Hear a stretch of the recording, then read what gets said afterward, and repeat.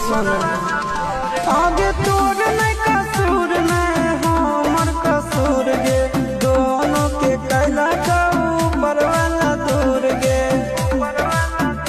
आगे आशीषा के छोड़ा के तो मिलम भी चिंटू या न जान से